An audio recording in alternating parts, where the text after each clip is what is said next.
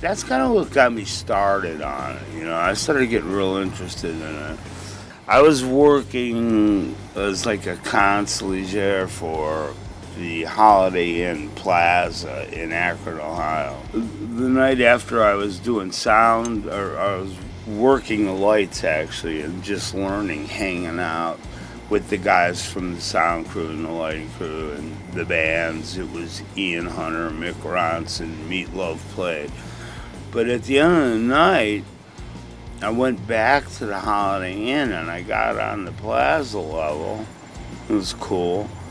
And it stops at the mezzanine level, and there's Mick Ronson and Ian Hunter in the elevator passing a bottle of Jack Daniels to each other, and I got in. And so they asked me if I wanted to hit this, and I was like, yeah, sure. And it opened up on the lobby level, and that's where the manager of the hotel walked in and said, "You're fired." Right. So I got fired, but again, I got offered a job with the sound and lighting company from Columbus, Ohio, so I went down there. Stone Fox is a real cool studio, and this is where I actually started learning monitors, right? Now, there were two owners of this place, Rick and Andy Chappell, unrelated. Andy was the engineer there. He was the one who taught me all about doing the sound. But he went out with a lot of bands. I went out with a lot of bands out of Stone Fox. When Andy was done with the tour, he'd come back and I'd go back out, right? And then when I was done with the tour, I went to rehab. Andy went out, and then I went back to the studio.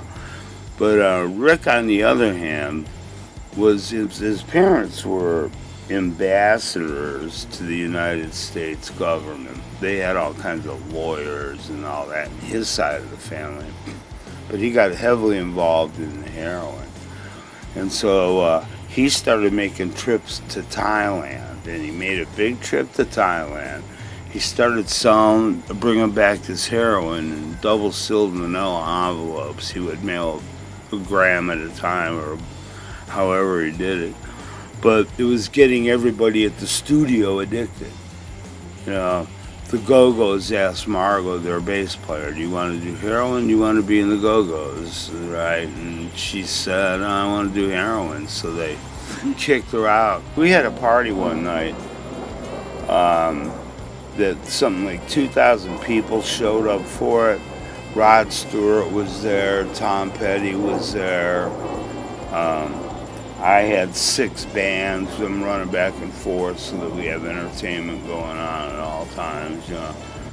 Out of Stone Fox, I started doing tours down south with Marshall Tucker, Savoy Brown, Blackfoot, Molly Hatchet. But yeah, there was just a whole bunch of growing experiences, meeting connections, meeting the right people, where it built up. Because in Hollywood in those days, you had to know something.